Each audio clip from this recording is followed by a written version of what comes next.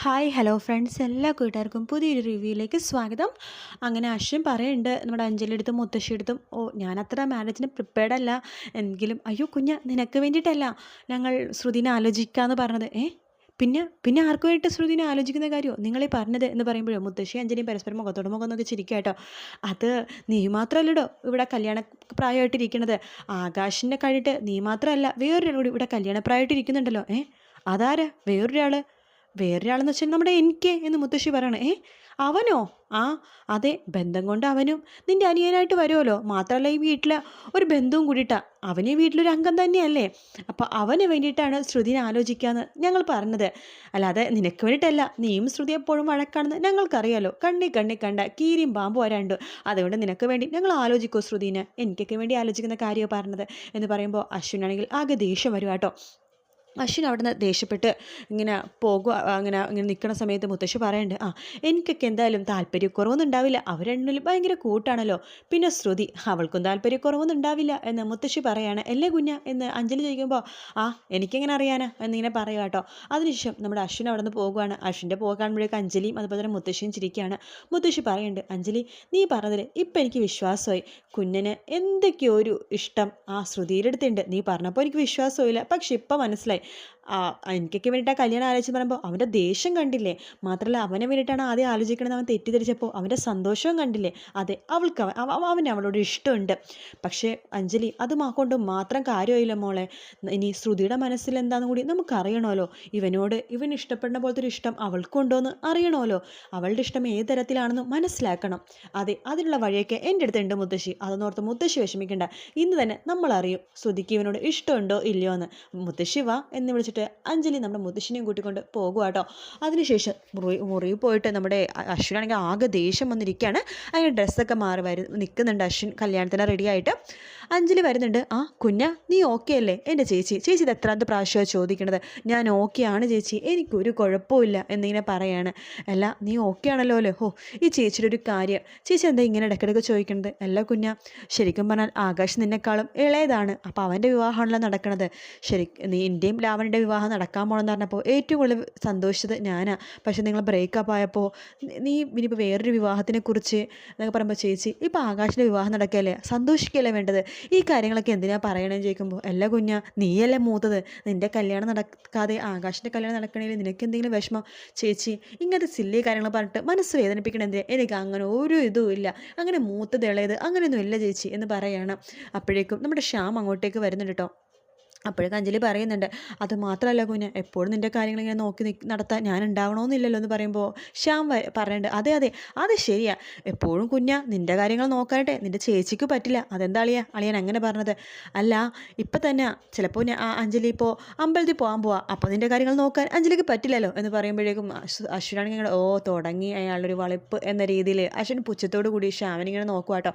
അശ്വിന് മുമ്പേ ശ്യാമിനോട് വലിയ താല്പര്യമൊന്നും ഇല്ല കേട്ടോ. ആ ഒരു രീതിയിലാണ് എപ്പോഴും നോട്ടവും ഭാവവും ഒക്കെ. ശ്യാം പറഞ്ഞു, രാജകുമാരി എന്തായാലും കുഞ്ഞിനൊന്ന് റെഡിയാവട്ടെ, നീ ഇങ്ങോട്ട് വാന്ന് പറഞ്ഞിട്ട് നമ്മുടെ അഞ്ജലിനെയും കൂട്ടിക്കൊണ്ട് പോകുവാണ്. അതിനുശേഷം കാണിക്കണം നമ്മുടെ ശ്രുതിയും പ്രീതിയും അമ്മായിയും അമ്മയും എല്ലാവരും കൂടിയിട്ട് നമ്മുടെ ആകാശിൻ്റെ വീട്ടിൽ പോകാൻ വേണ്ടി റെഡി ആയിട്ട് ഇങ്ങനെ നിൽക്കുക കേട്ടോ. ആ സമയത്ത് പ്രീതി അച്ഛൻ്റെ കാല് തൊട്ട് അനുഗ്രഹം വാങ്ങി നിൽക്കുന്നുണ്ട്. അച്ഛാ ഞാൻ കല്യാണത്തിന് റെഡിയായിട്ടതേ, അച്ഛൻ ആഗ്രഹിച്ച പോലെ തന്നെ എൻ്റെ കല്യാണം നടക്കാൻ പോവാ. എനിക്ക് വിഷമമുണ്ട് അച്ഛനെ കല്യാണം കാണാൻ വേണ്ടിയിട്ട് ഇപ്പം ഞങ്ങളുടെ കൂടെ വരാൻ പറ്റില്ലല്ലോ എന്ന് ആലോചിച്ചിട്ട്. നാളെ മുഹൂർത്ത സമയത്ത് മാത്രമല്ലേ അച്ഛന് വരാൻ പറ്റുള്ളൂ. അച്ഛനെ ഞാൻ അനുഗ്രഹിക്കണം, ഞാൻ ആ വീട്ടിലേക്ക് പോകുക എന്ന് പറയുമ്പോഴേക്കും നമ്മുടെ അനുഗ്രഹം വാങ്ങിക്കുമ്പോഴേക്കും അച്ഛൻ പതുക്കെ കൈ അനക്കും കേട്ടോ. അത് കാണുന്ന അമ്മ പറയുന്നുണ്ട്, അശോകേട്ട അങ്ങനെ തന്നെ മോളുടെ തലയിൽ തൊട്ട് അനുഗ്രഹിക്കുക അശോകേട്ട എന്ന് പറയുമ്പോൾ ശ്രുതി പറയണ്ട, ചേച്ചിയുടെ തലയിൽ തൊട അച്ഛനെ കൊണ്ട് പറ്റും, ചേച്ചിയുടെ തലയിൽ തൊട അനുഗ്രഹിക്കുക ചേച്ചീനെ നോക്കിക്കുക, അച്ഛൻ അനുഗ്രഹിക്കുക എന്ന് പറയുകയാണ്. അങ്ങനെ നമ്മുടെ ശ്രുതിയുടെ അച്ഛൻ പതുക്കെ കൈ ഉയർത്തിയിട്ട് പ്രീതിയുടെ തലയുടെ മുകളിൽ വെച്ചിട്ട് അനുഗ്രഹിക്കുക കേട്ടോ. അത് കാണുമ്പോഴേക്കും നമ്മുടെ പ്രീതിക്ക് ആകെ സന്തോഷമാണ്. പ്രീതി പൊട്ടിക്കരഞ്ഞു പോവാണ്.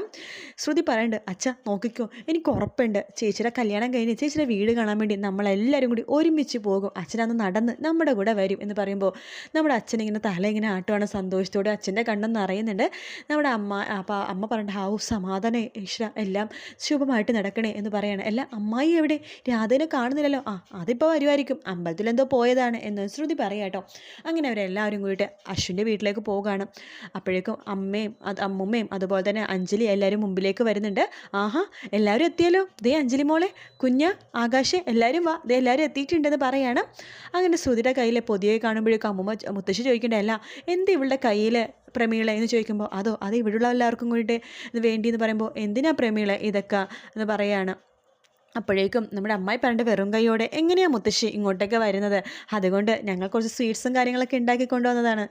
അത് നന്നായി എന്നിങ്ങനെ പറയാണ്. എന്തായാലും ഇവളിങ്ങനെ ഭാരം ചുമന്നിരിക്കണം കണ്ടില്ലേ, പാവം ശ്രുതി എത്ര നേരം ഇങ്ങനെ പിടിച്ചുകൊണ്ടിരിക്കണം എന്ന് പറയുമ്പോൾ അവിടേക്ക് എനിക്ക് വരികയാണ്. ഹായ് ശ്രുതിക്കുട്ടിനെ ഞാൻ സഹായിക്കാമല്ലോ, കുറച്ച് ഭാരം ഞാൻ എടുക്കാമല്ലോ എന്നൊക്കെ പറഞ്ഞിട്ട് ശ്രുതിയുടെ കയ്യിൽ നിന്ന് പെട്ടെന്ന് സ്കിപ്പ് ആകുമ്പോഴേക്കും വേഗം എനിക്കിങ്ങനെ പിടിക്കുവാണ്. എനിക്ക് പിടിക്കുമ്പോഴേക്കും കുറച്ച് നേരം എനിക്ക് ശ്രുതിയുടെ മുഖത്തേക്ക് നോക്കുന്നുണ്ട്, ശ്രുതി എനിക്കയുടെ മുഖത്തേക്ക് നോക്കുവാണ്. അത് കഴിഞ്ഞിട്ട് നമ്മുടെ അഞ്ജലിയും മുത്തശ്ശിയും കേട്ടോ. അഞ്ജലി പതുക്കെ നമ്മുടെ അശ്വിൻ്റെ മുഖത്തേക്ക് നോക്കുന്നുണ്ട്. അശ്വിനാണെങ്കിൽ ആകെ ദേഷ്യം വരും കേട്ടോ. മുത്തശ്ശി നോക്കുമ്പോൾ മുത്തശ്ശിക്കും ചിരി വരണം. അശ്വിൻ ദേഷ്യം വന്നിങ്ങനെ നിൽക്കുവാണ്. അതിനുശേഷം നമ്മുടെ ശ്രുതിയാണെന്നുണ്ടെങ്കിൽ എനിക്കടുത്ത് പറയണ്ട, അയ്യോ നന്ദുചേട്ടന് അതൊരു ബുദ്ധിമുട്ടാവില്ലേ? എനിക്കൊരു ബുദ്ധിമുട്ടല്ല, ശ്രുതികുമാരിക്ക് വേണ്ടി എത്ര ഭാരം വേണമെങ്കിലും ഞാൻ ഈ നന്ദുചേട്ടൻ ചുമക്കും എന്നൊക്കെ പറയണ. എല്ലാവരും അകത്തേക്ക് വാ എന്ന് പറഞ്ഞിട്ട് മുത്തശ്ശി വിളിക്കുകയാണ്. അങ്ങനെ എല്ലാവരും കൂടി അകത്തേക്ക് പോകുമ്പോഴേക്കും നമ്മുടെ അശ്വിനാണെങ്കിൽ അഞ്ജലി അടുത്ത് പറയണ്ടേ, കണ്ടില്ലേ അവൾക്ക് പറ്റിയത് ഈ കിറുക്കൻ തന്നെയാണ്, കിറുക്കിക്ക് പറ്റിയ കിറുക്കൻ എന്ന് പറയാണ്. അത് കേൾക്കുമ്പോൾ നമ്മുടെ ശ്രുതി അശ്വിനൊന്ന് നോക്കിയിട്ട് അകത്തേക്ക് കയറി പോകുക കേട്ടോ. അതിനുശേഷം നമ്മുടെ അശ്വിനും പോകുന്നുണ്ട്. മുത്തശ്ശി പറയണ്ട, അഞ്ജലി മോളെ നീ പറഞ്ഞത് ശരിയാണ് കേട്ടോ, നമ്മുടെ ശ്രുതിക്കും ചെറിയ എന്തോ ഒന്ന് നമ്മുടെ കുഞ്ഞനോടുണ്ട്. അതെന്താണെന്നറിയാവോ? ഇപ്പം അവൻ കിറുക്കിന്ന് വിളിച്ചത് അവൾക്ക് ഇഷ്ടപ്പെട്ടില്ല. അവൾ നോക്കിയത് കണ്ടില്ലേ, അവളും എനിക്ക് ചേരുന്നുണ്ടെന്നൊക്കെ പറഞ്ഞപ്പോഴേക്കും അവൾക്കും അത് ഇഷ്ടപ്പെട്ടില്ല.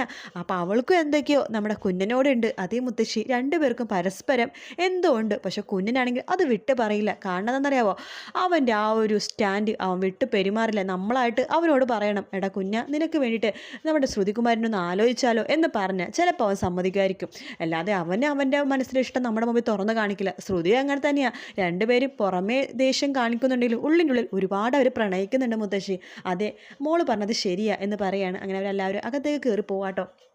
അതിനുശേഷം നമ്മുടെ അഞ്ജലിയുടെ അടുത്ത് രാമേട്ടൻ വരുന്നുണ്ട്. അഞ്ജലി ദേ ശ്യാം സാറ് അഞ്ജലി മോളെ അന്വേഷിക്കുന്നുണ്ട്.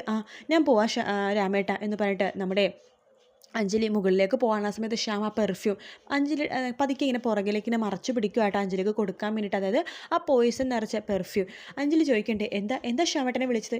ഒന്നുമില്ല, എനിക്ക് എൻ്റെ പ്രിയതമ്മയുടെ സ്നേഹം ഇടയ്ക്കിടയ്ക്ക് കിട്ടണമെന്ന് തോന്നും, ആ സമയത്ത് വിളിക്കണതാ.